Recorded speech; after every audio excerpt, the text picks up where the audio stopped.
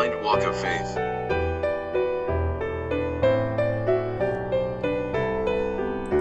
Do you know that suffering can actually summon God's miracle in your life? One of the most intriguing questions of humanity is, why does God allow suffering?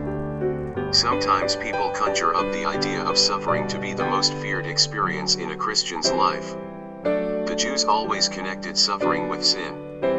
They assumed that if someone is suffering, somewhere there is sin. Though suffering can also possibly be a result of divine chastisement, God, however, uses that as a last resort to discipline his children. Looking at a man who was blind from his birth, the disciples asked Jesus, "Rabbi, who sinned, this man or his parents, that he was born blind?" 9:2. Though Jesus knew that every man in some sense is a sinner, his response to his disciples was quite interesting. He said, "This man's suffering gives an opportunity for God to manifest his glory." How often have we ever thought that our problems have the prospect of revealing God's miracle-working power in our lives?